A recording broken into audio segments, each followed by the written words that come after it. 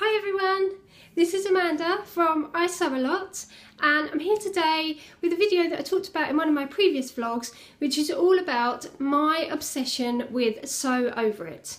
I am completely and utterly obsessed with Sew Over It. I'm obsessed with their patterns, I'm obsessed with their fabric. I just watch them like a hawk, and everything that comes out immediately, for some reason, I think I want to buy it. And I think it's just their whole style. I love that it's so vintage and different from any other of the pattern brands. So I love it. And I just wanted to show you, and you can probably see them all hanging here behind me, about all the items that I've actually made from Sew Over It patterns, because if you haven't heard of them, then you're crazy. You need to get on their website. But there are, from my experience of Instagram and YouTube, a lot of people out there who are just as obsessed as me. And there's a reason why. I think the main reason why Sew Over It is so popular is not only for their vintage style, which is amazing, but they actually make patterns that generally fit women without having to make ridiculous adjustments. As I've said before in a lot of my other vlogs, I'm quite slender, so I have awful trouble with fitting and ease on the big pattern brands. When I first started sewing, and I think, to be honest, it's really helpful when you first start sewing that the patterns are really off, because it teaches you how to fit things to make them fit your body. I'm not someone who does test runs, I don't do twirls, I just generally make my items in the fabric that I want, which I think is okay for me because I'm generally smaller than the pattern, so I have to take it in rather than let it out. I don't think that would necessarily work for everyone, and I think twirls are a great idea if you're cutting into expensive fabric, but I just don't do that. And from starting sewing and sewing a lot of the big name patterns, I found that it took me a long while to get my items to fit, and to be perfectly honest, in the end they didn't really fit that great anyway. And when I found Sew Over It and realised how amazing the fit on, I would say, 95% of the garments that I've made, I just became obsessed. And it's totally changed my style as well. Before, my wardrobe was a little just, you know, normal, whereas now I love it. It's, I think, a little bit contemporary. It's definitely more feminine, and I just absolutely love it. So let's get started. My first experience of Sew Over It came with the Ultimate trousers. Okay, so I'm wearing Ultimate trousers today to show you, and I've made these from, I don't know if you can really see, a stretch denim. They've got a side zip, quite high-waisted. I added a waistband to these, and all I did was the waistband piece that you have for the facing, I just cut two of those and reversed it. So I used that for the waistband, and then it's also faced on the inside. They've got darts at the front here and darts on the back. I had to take the legs in. These are from a stretch denim that I got from eBay. And also, I don't think it's the intention for them to be Capri style, but obviously as I've got quite long legs, they ended up being Capri style on me. So I've got this pair of Ultimate trousers, and I also have, I can just show you, a spotty pair, which I love, and I also have just a very crumpled navy blue pair from Stretch Cotton, which I also love, and I wear those to work. Okay, so after the Ultimate trousers came the silk cami. Now I'm wearing a silk cami today. This is my favourite one. As you can see, it's got a curved hem. It's slightly lower at the back than the front. It also has a facing which goes all the way round. And it's a really great pattern for the summer. Excuse my winter white skin, but I love it. I have not only made this one, but I also have some others to show you. Let me just grab them. Okay, so not only do I have this beautiful one, if I just get a bit closer so you can see, it's got stalks on it. that are catching little fish. And it is a rayon from Cotton and Steel Rifle Paper Co. And I got it from M is for Make, and they're a great website that stock cotton and steel, and they're in the UK. And yes, I love it. It's the nicest rayon I've ever stitched with. But I also have a navy one with hearts on it, and one of my first, this is my first silk cami, a rayon pineapple print, if I could just get that closer because it's so fab. And that was from Sew Over It. Obviously they don't stock it anymore because I made it, I think, about 2 years ago. No, a year ago, sorry. I made it a year ago, so they don't stock it anymore. But I love a silk cami in the summer. It's called a silk cami because obviously it is meant for really, really drapey fabrics. So silks, rayons, viscose, anything with quite a lot of drape. But I love it. It's great in the summer. I love it also to wear them tucked in to my ultimate trousers because I think they just look really fab. So yes. Then my obsession moved on to pussy bow blouses, and anybody who follows my Instagram feed or has watched my YouTube channels before knows that I'm absolutely obsessed with pussy bow blouses. I have made 3 of the long sleeve versions, and I've also made a short sleeve version, so I'm going to show you those now. Okay, so my pussy bow blouse obsession started with one made from the lovely pineapple fabric that I just showed you, and it's got a cuff with a ruler loop and a buttonhole, and it has a little sort of placket which is not hard, it's easy to do. And then after making that one, I moved on to this one, which is a short sleeve version, which I love in the summer, tucked into trousers. I just didn't add the sleeves, and I added, and it really doesn't match, but I added a bias strip around the armholes as a facing. So I stitched it on, turned it in, and then as you can see, I've stitched it around. My colour match thread isn't very good either. But yeah, so then this one came second, and then I made a black one, which I love, and has also got toothpaste on it because I wore it the other day.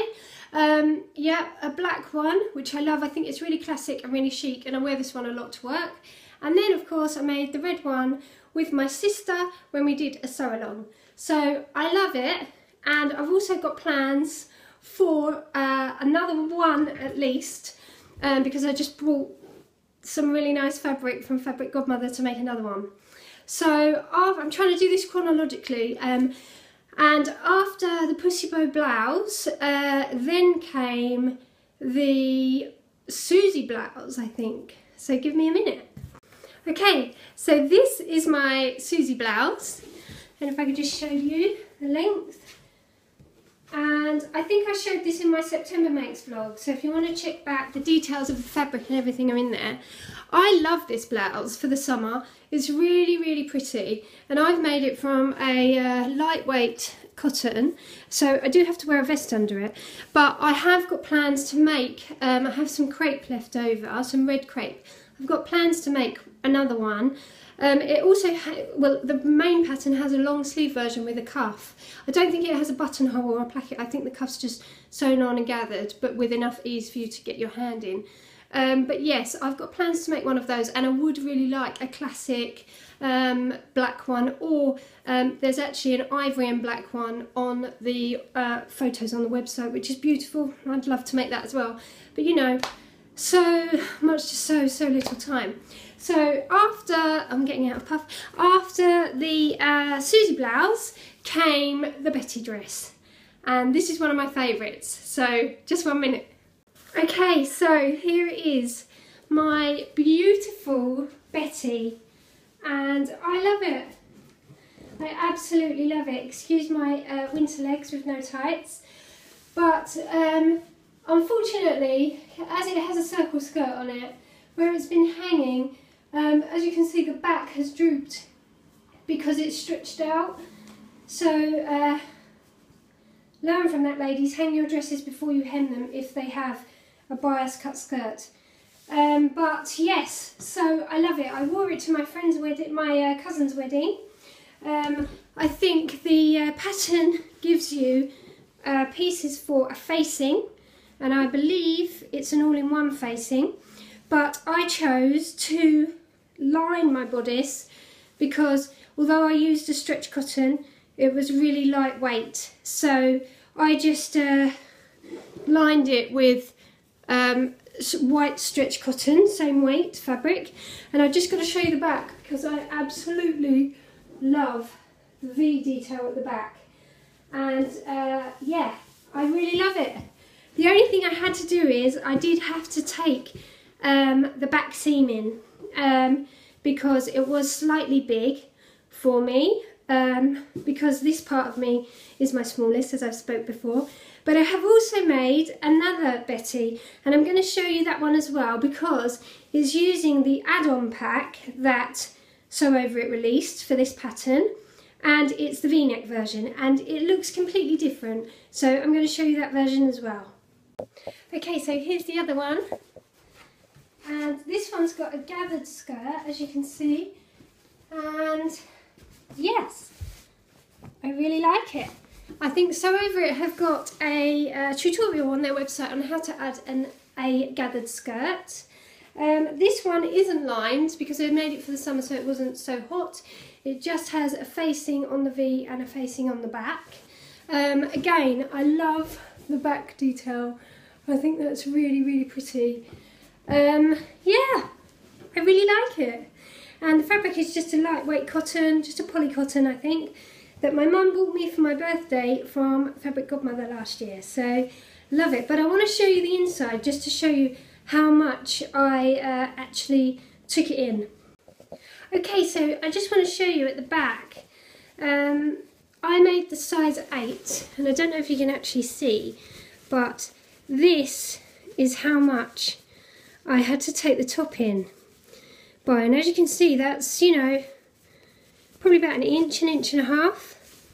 The rest of it was okay, but that's the problem I find, because obviously my top half is the smallest of all over, so I find I have to take patterns in quite a lot to fit me around here. I've also got really small boobs, so yeah, but mainly it's my rib cage and where my natural waist is that are stupid, so I have to take patterns in quite a lot. But it's all experience, and I think it makes you a better sewer. So anyway, the next one, as you can see, is the Ultimate Shift Dress. And I got, I don't know why I put the Ultimate Shift Dress off for so long, because it's so easy. There's no zips or anything. And I'm going to stand back and show you because this is actually one of my favourite makes.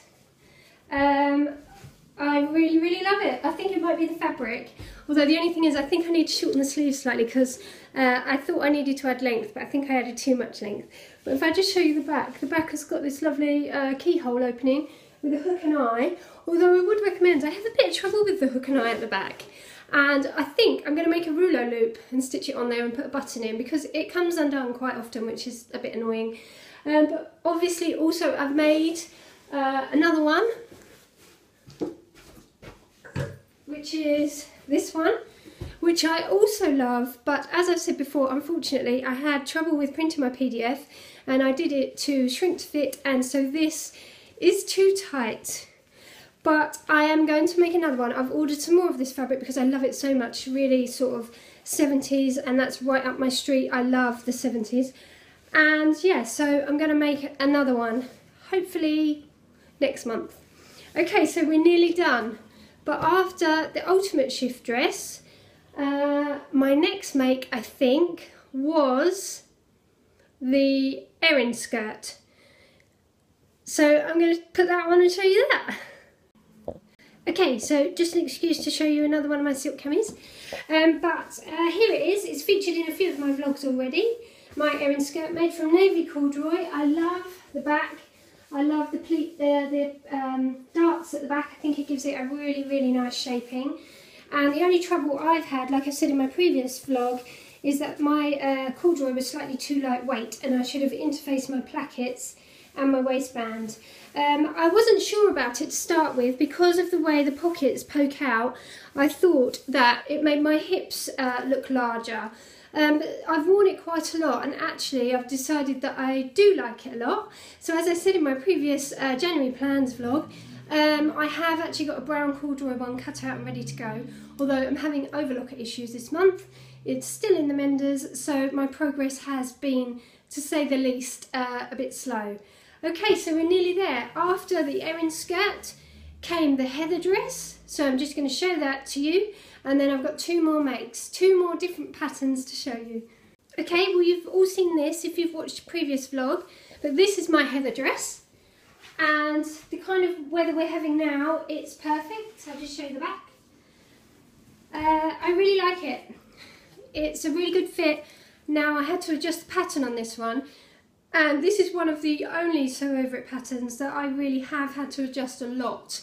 And the hips, and I've got quite, you know, reasonable size hips compared to the rest of me, and I had to take it in a lot.